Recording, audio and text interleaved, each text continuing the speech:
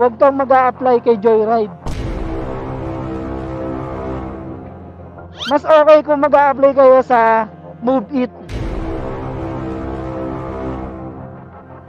So syempre babala, hindi palaging malakas yung kita namin dito guys. Kung gusto mong maging MC taxi rider, dapat marunong ka rin magtiis or marunong ka makontento kung ano yung kikitain mo sa loob ng isang araw. So guys, another day, another biyahe na naman. Samahan niyo ulit ako sa biyahe natin guys. Pero bago yun, gusto ko lang i-shoutout si Fridcon Intercom. Yan, Fridcon Philippines, dahil sa Fridcon, meron tayong microphone na ginagamit. Dahil yung Fridcon ay pwede nyong i-connect sa Insta360. Yan, big shoutout sa inyo, Fridcon Philippines. Beke naman. So guys, may gusto lang akong sagutin dahil may nagtatanong nga sa atin. Big shoutout kay Mark Will Romero. Yan, ang tanong niya is, Boss, pwede bang mag-apply sa Joyride ang non-pro? Gandang tanong yan guys. Pwede nga ba mag-apply yung non-pro sa Joyride guys? Ang sagot ay hindi. Hindi ka pwede mag-apply sa Joyride pag non-professional ka. Kaya kung non-professional ka pa, huwag kang mag-a-apply kay Joyride. Yan, dahil hindi pwede doon. Dahil professional lang talaga yung tinatanggap ni Joyride. Paano nga ba mag-apply guys? Yan, meron silang online, meron silang walk-in. Siyempre, dalhin mo lang yung ORCR mo. Tapos yung ibang requirements gaya ng NBI clearance. Siyempre, motor, dadalhin mo yan, lisensya na professional. Tapos pagdating mo doon ay may pipil up ang form. Sa lahat naman ng mga non-pro license, yan, kung gusto nyo talaga mag-apply sa MC Rider o maging isang MC Rider, mas okay kung mag-a-apply kayo sa Move It. Hindi sa pinopromote ko yung Move It guys ha. Kasi Joyride ako, loyal tayo sa Joyride guys. Pero syempre, hindi rin natin kalaban yung Move It.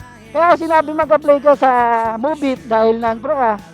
Dahil meron silang program na non-pro to pro license. Yan, sa lahat ng mga non-pro license na gustong maging MC taxi rider, yan katulad namin. Sa Move It guys, meron silang program doon na pwede mong i-pro yung license mo na non-pro guys. Guys, inuulit ko, hindi ko pinupromote yung Move It ha. Pero syempre, hindi rin natin kalaban yung Move It. Ito ay base lang sa nalalaman ko at syempre tulong na rin sa inyo sa mga gustong mag-MC taxi rider. Kung non-pro ka, mag-Move It ka guys. Kaya inuulit ko, hindi ka pwedeng mag-apply sa Joyride pag non-pro ka guys.